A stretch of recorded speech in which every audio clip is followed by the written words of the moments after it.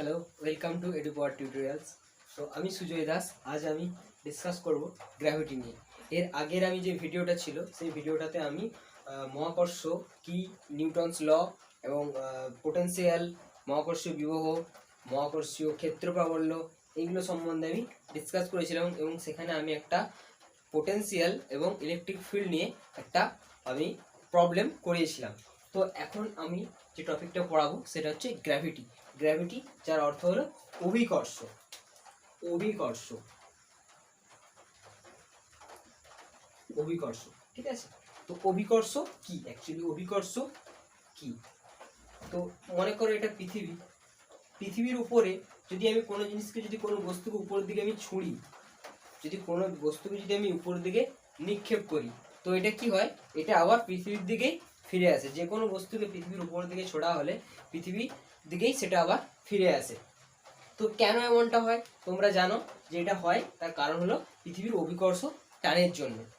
পৃথিবীর অভিকর্ষ টানের জন্য এরকমটা হয়। তো অ্যাকচুয়ালি অভিকর্ষ টানটা কি জন্য হচ্ছে, বা এই অভিকর্ষ টানটা কোথায় কীরকম, বা এটা কি ফিক্সড, বা এটা কোনো পরিবর্তন হয় কিনা, বা আরেকটা গল্প তোমরা জানো যে এমনি জেনারেলি কি হয় না, জেনারেলি আমি যদি একটা হালকা বস্তু এবং একটা ভারী বস্তু, মনে করো একটা 5 কেজি সাইজের বডি আর একটা 10 কেজি সাইজের কোনো বস্তুকে একটা 5 তলা বিল্ডিং থেকে যদি ফেলি, তো জেনারেলি আমাদের দেখতে পাই যে 10 কেজিটাই আগে পড়ে যায়। 10 কেজিটা আগে নিচে নামে, 5 কেজিটা পরে নামে। মানে আমি বলতে চাইছি যে হালকাটা পরে নামে। এটা প্রথম এটাই অ্যাকচুয়ালি আমাদের পৃথিবীতে অ্যাকচুয়ালি হয়। কিন্তু যদি এমন কোনো স্থান তৈরি করা যায় যেটা বায়ু শূন্য স্থান হবে, সেখানে যদি আমি একটা পালক রাখি না, 5 কেজি কেন, যদি একটা জাস্ট একটা পালক হয়, ঠিক আছে, একটা যদি পালক হয়, সেই পালকটাও মানে একটা জাস্ট কয়েক মিলিগ্রাম বা কয়েক গ্রামের একটা পালক, সেটা আর 10 কেজি সাইজের একটা বডি, যে কোনো বস্তু, দুটোই একসাথেই নামবে, দুটোই একই সাথে নিচে পড়বে, একই সাথে অ্যাট সেম টাইম দুটোই একই সাথে পড়বে। আমি কি বলতে চাইলাম যে এমনি জেনারেলি যে দুটো হালকা বস্তু আর একটা ভারী বস্তু যদি ফেলা হয় অনেকটা হাইট থেকে, 5 তলা হাইট থেকে, তো ভারী বস্তুটা আগে পড়ে, হালকা বস্তুর আগে পড়ে। তার মানে কি পৃথিবী ভারী বস্তুকে বেশি জোরে টানে এবং হালকা বস্তুকে কম টানে? ব্যাপারটা কিন্তু নয়। যদি আমি এটা একটা মানে কি বলবো, একটা বায়ুশূন্য স্থানে যদি পুরো ব্যাপারটা করতে পারতাম, তাহলে দেখতাম যে একটা 5 কেজি কেন, যদি আরো হালকা, খুব হালকা, যত হালকাই হোক না কেন, সেটা একসাথেই দুটো বস্তু একসাথেই নিচে পড়বে। তো তার জন্য আমার দরকার হচ্ছে যে একটা বায়ুশূন্য নল বা বায়ুশূন্য চেম্বার আমার দরকার। তো সেইখানে যদি আমি ব্যাপারটা করি তাহলে সেটা একই হবে। তো তার মানে আমি এটা বুঝলাম, এই দুটো পরীক্ষা যখন আমি দেখলাম, তো তখন আমি বুঝতে পারলাম যে না, পৃথিবীর যে এই আকর্ষণ বলটা পৃথিবী আকর্ষণ করছে, তার মানে এটা একটা ঠিক যে পৃথিবীর সকল বস্তুকে তার নিজের দিকে আকর্ষণ করছে, যেখান থেকেই থাকুক না কেন সেটা।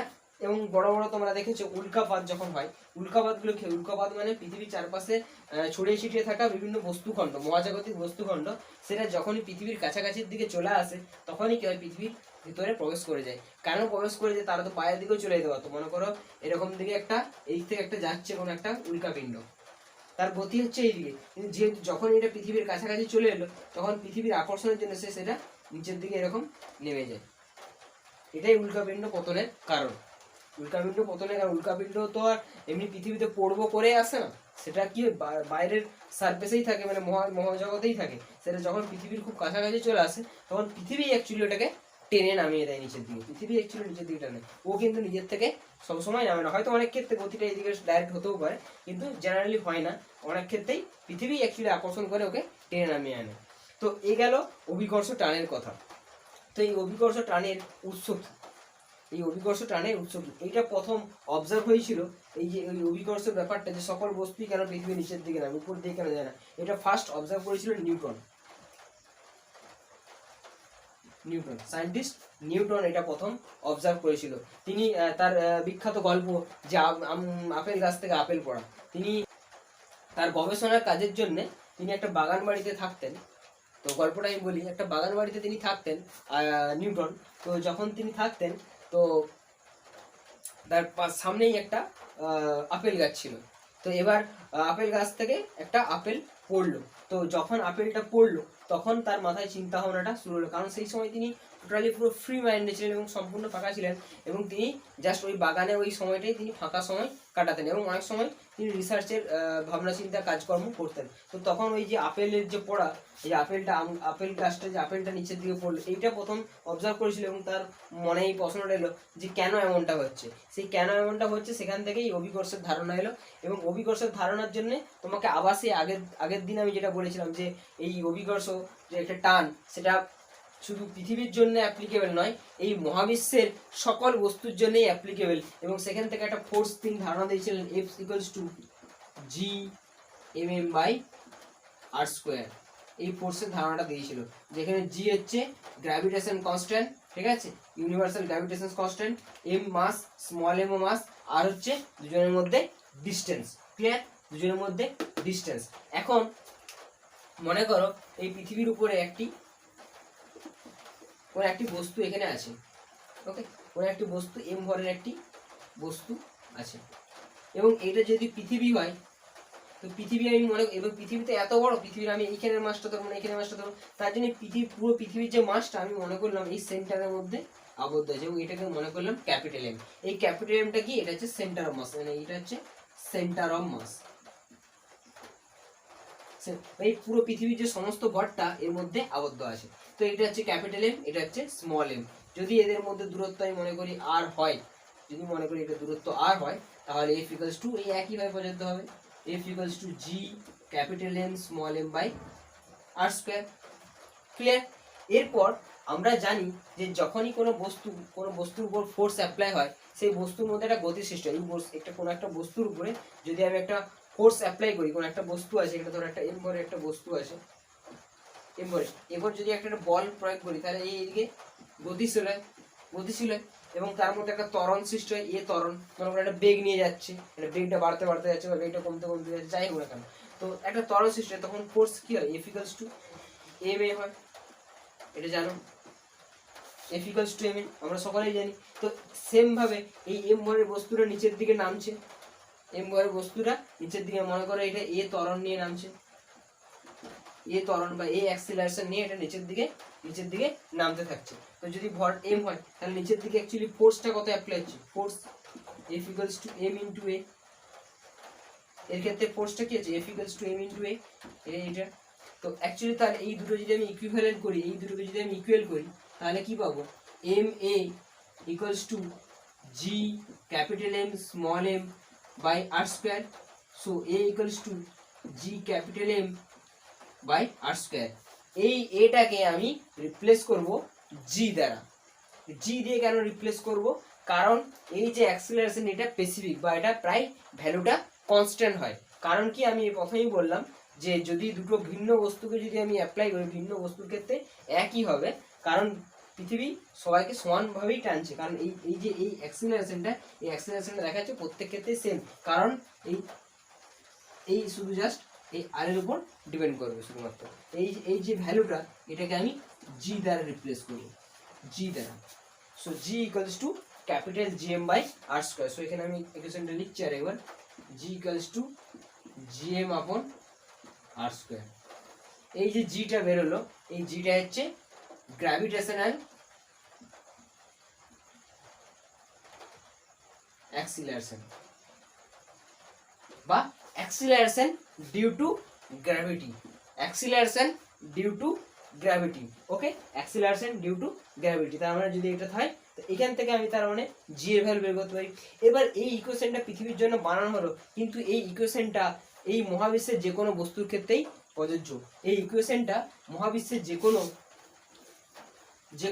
কোনো গ্রহ, মনে করো যদি তুমি মঙ্গল গ্রহে যাও, যদি ধরো মঙ্গল গ্রহে যদি আমার ভর ক্যাপিটাল M যদি জানা থাকে, মঙ্গল গ্রহ থেকে আমি কত দূরত্বে আমি জিনিসটা মাপছি সেটা যদি আমার জানা থাকে, তাহলে আমি এটা পেয়ে যাবো। আর হ্যাঁ, এটা যখন আমি জি দ্বারা রিপ্লেস করবো, তখন এটা ক্যাপিটাল আর হয়ে যাবে।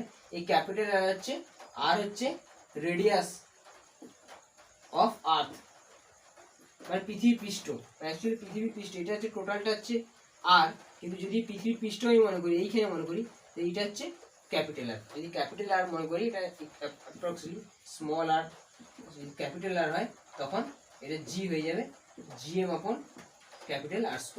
ঠিক আছে, জি হচ্ছে g/r²। তো এখান থেকে আমি জিটা আমি বের করতে পারি। এই এক ইকুয়েশন, এই এখনকার দিনে নাসা কোনো স্পেস স্যাটেলাইট পাঠাচ্ছে বা যে কোনো কিছু পাঠাচ্ছে, বা চন্দ্র মিশন হচ্ছে, মুন মিশন হচ্ছে, যা কিছু এভরিথিং, তো সেখানে যে ওখানে যে ল্যান্ডিং করছে, তো ওখানে ওখানকার এই অ্যাক্সিলারেশন কত হবে, ওখানকার গ্র্যাভিটি অনুযায়ী অ্যাক্সিলারেশন কত হবে, সেই যে এই যে ক্যালকুলেশনগুলো, সেই কিন্তু বেসিক ফর্মুলা, আরও অনেক জটিল জটিল অ্যালগোরিদম আছে, কিন্তু বেসিক যে ফর্মুলা সেটা কিন্তু এখান থেকেই আসছে। বেসিক ফর্মুলা এখান থেকেই কিন্তু আসছে, সেই এখান থেকেই কিন্তু ক্যালকুলেশন হচ্ছে ওর অ্যাক্সিলারেশন কত হবে যখন ওটা ল্যান্ডিং করবে। মনে করো চাঁদের সার্ফেসে আমি ভারত থেকে একটা চন্দ্রযান মিশন করা হলো, ঠিক আছে, চন্দ্রযান মিশন, সেই চন্দ্রযানটা ওখানে গিয়ে ল্যান্ডিং করবে। তো যদি ল্যান্ডিং করতে হয়, তো ওখানে যখন নামবে তখন ওর মধ্যে অ্যাক্সিলারেশন কতটা হবে, তার জন্য ভেলোসিটিটা কীভাবে ম্যানিপুলেট করতে হবে যাতে করে ওখানে যে ক্র্যাশ না হয়ে যায়, তাই না, কীভাবে করতে হবে। তো সেই জন্যে এই ক্যালকুলেশনগুলো এখন একটা বিরাট, মানে কি বলবো, খুবই এসেন্সিয়াল, ঠিক আছে। তো এই গেল অ্যাক্সিলারেশন, এটা হচ্ছে গ্র্যাভিটেশনাল অ্যাক্সিলারেশন, এবং এটাই হচ্ছে গ্র্যাভিটি। এই যে বলটা, এই যে ফোর্সটা অ্যাপ্লাই হচ্ছে, এই ফোর্সটা অ্যাপ্লাই হচ্ছে পৃথিবী নিচের দিকে টানছে, এই ফোর্সটাকে আমি গ্র্যাভিটি বলবো, গ্র্যাভিটি। তাহলে এর আগে আমি পড়েছিলাম গ্র্যাভিটেশন মানে মহাকর্ষ। সোজা কথায় আমি যদি বলি মহাকর্ষ অভিকর্ষের মধ্যে ডিফারেন্স, মহাকর্ষ আর অভিকর্ষ, ওকে, মহাকর্ষ অভিকর্ষের মধ্যে তাহলে ডিফারেন্স, বেসিক ডিফারেন্সটা কি না, মহাকর্ষ এবং অভিকর্ষের মধ্যে বেসিক যে ডিফারেন্সটা, মহাকর্ষটা হচ্ছে শুধুমাত্র কি বলবো, মহাকর্ষটা যে কোনো মানে মহাবিশ্বের যে কোনো দুটি বস্তুকণার মধ্যে প্রযোজ্য, আর অভিকর্ষটা প্রযোজ্য পৃথিবীর জন্য। ক্লিয়ার? অভিকর্ষটা প্রযোজ্য শুধুমাত্র পৃথিবীর জন্য, মহাকর্ষটা মহাবিশ্বের যে কোনো দুটি বস্তুকণার মধ্যে আকর্ষণ বিকর্ষণ, মানে বিকর্ষণ না, সরি, বিকর্ষণ কখনোই হয় না এখানে। হ্যাঁ, এটা বলতেই মনে পড়ে গেল যে এই যে ফোর্সটা, এটা কখনোই, এই যে মহাকর্ষ বল বা অভিকর্ষ বল, এখানে কখনোই রিপালশন হয় না, কখনোই বিকর্ষণ হয় না, এখানে সর্বদাই আকর্ষণ হয়, ঠিক আছে। এখানে মনে রাখতে হবে, এখানে সর্বদাই অ্যাট্রাকটিভ নেচার। মানে নর্মালি কি, একটা যদি একটা নর্থ মেরুকে রাখা হয়, একটা নর্থ মেরু আর একটা নর্থ মেরু, দুটো সমমেরুকে যদি রাখা হয়, এরা পরস্পরকে কিন্তু বিকর্ষণ করে, ঠিক আছে। আবার নর্থ মেরু সাউথ মেরু আবার পরস্পরকে আকর্ষণও করে। তো এইখানে আকর্ষণ বিকর্ষণ দুটোই রাখছে, কিন্তু এইখানে কিন্তু শুধুমাত্রই আকর্ষণ, কোনো বিকর্ষণের ব্যাপার সেবার এখানে কিন্তু নেই, এটা কিন্তু খেয়াল রাখতে হবে। ক্লিয়ার? ওকে, তো এটা হলো। এবার আমি এর সাথে পৃথিবীর যে ঘনত্ব বা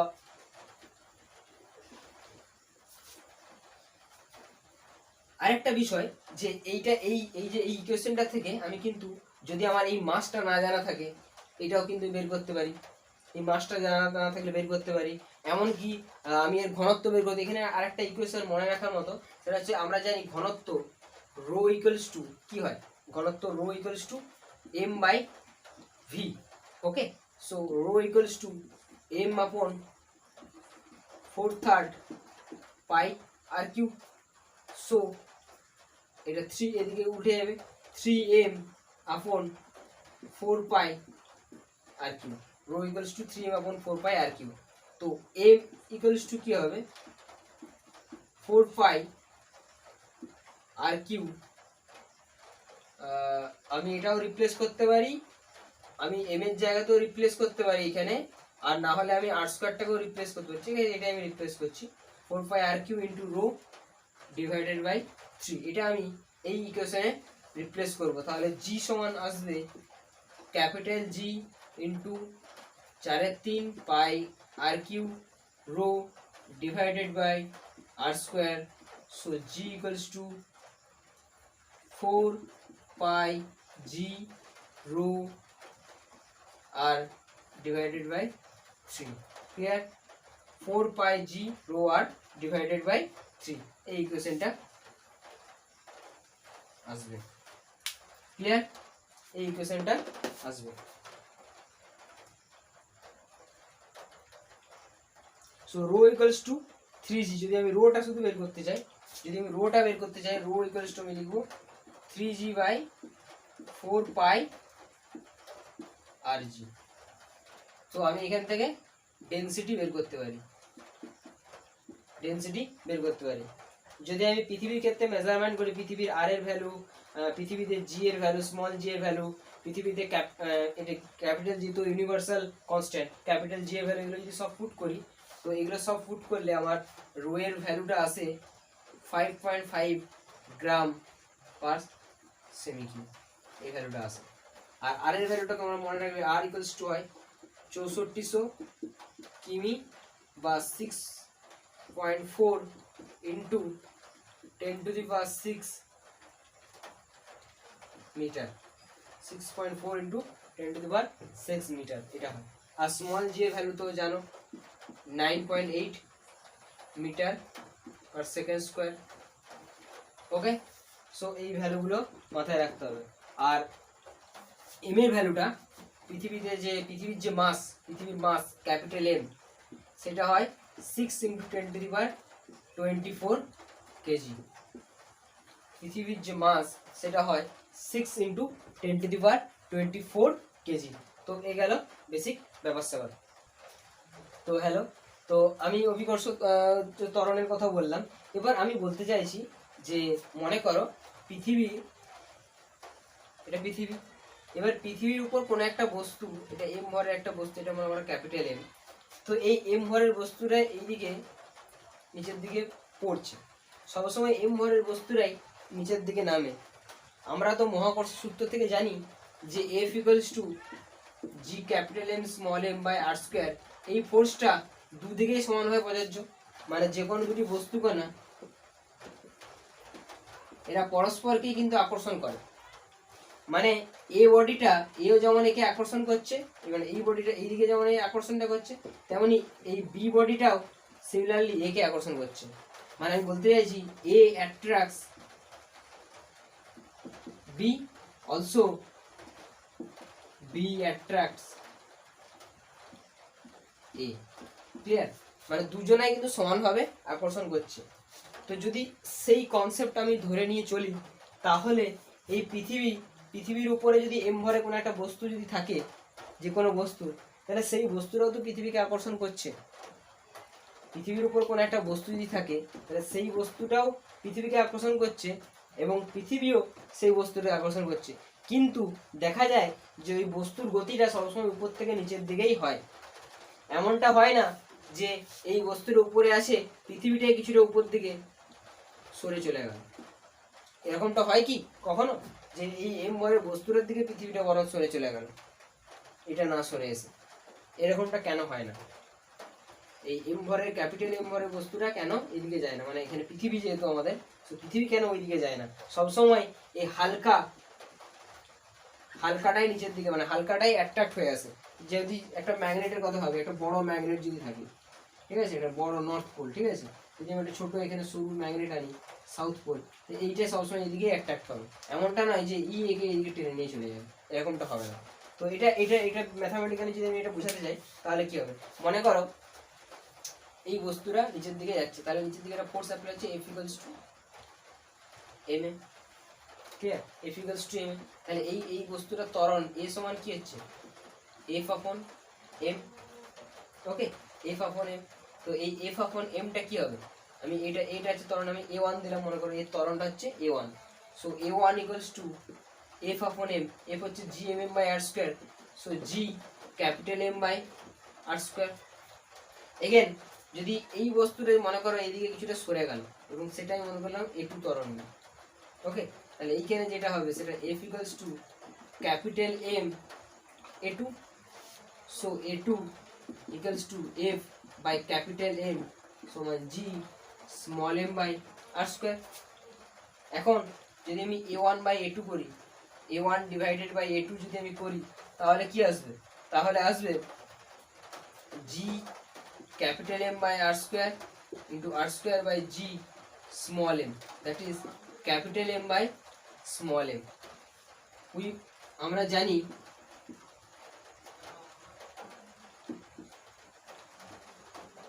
জানি capital M is greater than small M, তাই তো? পৃথিবীর ভর কোথায়? 6 ইন্টু 10⁻24 কেজি।